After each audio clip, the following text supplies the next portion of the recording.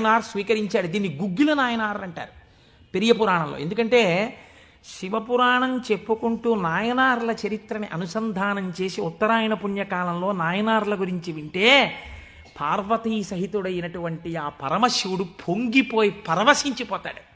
అందుకే లౌకికమైన ఉదాహరణలు మానేసి అవసరమైన చోట నాయనార్ల చరిత్రలే కలిపేద్దాం. ఇలా 63 మంది నాయనార్ల గురించి నేను చెప్పగలిగితే నా జన్మధన్యం అయిపోతుంది అని ఒక నాయనార్ని కలిపాను ఇవాళ. కనుక ఒకనాడు ఒక విచిత్రం జరిగింది. భక్తి అంటే ఎంత చిత్రంగా ఉంటుందో చూడండి. ఈ గుగ్గిల నాయనార్ జీవితంలోనే ఆ పక్కనే ఉన్నటువంటి రాజ్యంలో ఒక శివలింగం ఒకటి ఉంది. ఆ శివలింగం మొన్నను మేము కంచి వెళ్ళాం. కంచి వెళ్ళినప్పుడు శివలింగం ఇలా ఉంటుంది, గొట్టంలాగా కింద వెడల్పుగా ఉంటుంది, పైకి వెళ్ళే కొద్దీ సన్నగా ఉంటుంది. అటువంటి శివలింగం ఒకటి బాగా ఎత్తుగా ఉన్నటువంటి పీఠం మీద ఉంది. ఒక చిన్న పిల్ల ఆ శివలింగం దగ్గరికి వెళ్ళింది.